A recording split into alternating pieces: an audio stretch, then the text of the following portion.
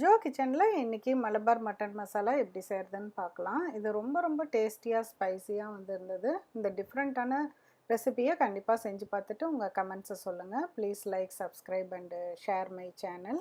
ஏதாவது டவுட்ஸ் இருந்தாலும் நீங்கள் கமெண்ட்ஸில் கேளுங்க. இதுக்கு ஒரு பேனில் 1.5 டேபிள் ஸ்பூன் கோகோனட் ஆயில், சோம்பு கொஞ்சம் போட்டு தாளிச்சிக்கலாம். அதுக்கப்புறமேலு வெங்காயத்தை 2 வெங்காயம் எடுத்திருக்கேன். கொஞ்சம் வெங்காயம் நிறையா போட்டால் தான் நல்லாயிருக்கும்.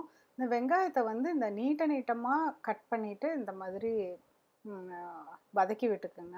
வெங்காயம் நல்லா வதங்கி இந்த மாதிரி ப்ரௌன் கலராக நல்லா கலர்ஃபுல்லாக சேஞ்ச் ஆகணும். அப்புறம் அது கூடயே கொஞ்சம் ஒரு 4 பல் பூண்டு, அதையும் நீட்டமாக கட் பண்ணியிருக்கேன்.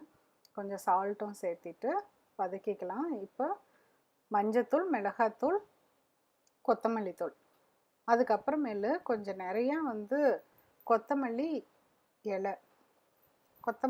இலையும் தலையும் இதில் போட்டுட்டு நல்லா அப்படியே வதக்கி விட்டுக்கலாம்.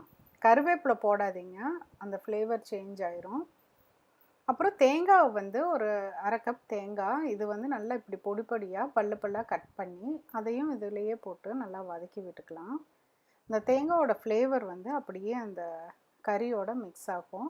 இப்போ நான் 1/2 கிலோ மட்டன் அதை எடுத்துட்டு கொஞ்சம் ஜிஞ்சர் கார்லிக் பேஸ்ட்டு, கொஞ்சமாக சில்லி பவுடர், உப்பு இது போட்டுட்டு 4 to 5 விசில் குக்கரில் வச்சு வேக வச்சு எடுத்து வச்சுருக்கேன். அதை இந்த பேன்லேயே இந்த மசால் கூட சேர்த்திட்டு, அதுலேயே கொஞ்சம் தண்ணி இருக்குது, மசால் கூட சேர்த்திட்டு நல்லா ஹை ஃப்ளேமில் ஃபஸ்ட்டு கொஞ்சம் நல்லா வதக்கிக்கலாம். அந்த மசாலோட டேஸ்ட்டெல்லாம் இதில் ஏறும். இப்போ கொஞ்சம் கரம் மசாலாவும் ஆட் பண்ணியிருக்கேன்.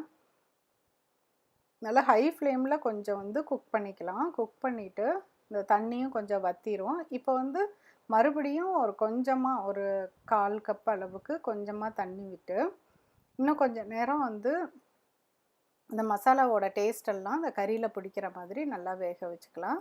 கடைசியில் வேணும்னா இன்னும் கொஞ்சம் கொத்தமல்லி தலையை தூவி இறக்கிடலாம். இங்கே பாருங்கள், பார்க்குறதுக்கே நம்மளுக்கு ரொம்ப டெம்ப்டிங்காக இருக்கும். கண்டிப்பாக அதை செஞ்சு பாருங்கள். மீண்டும் ஒரு புதிய ரெசிபியோடு உங்களை சீக்கிரம் மீட் பண்ணுறேன். தேங்க்யூ.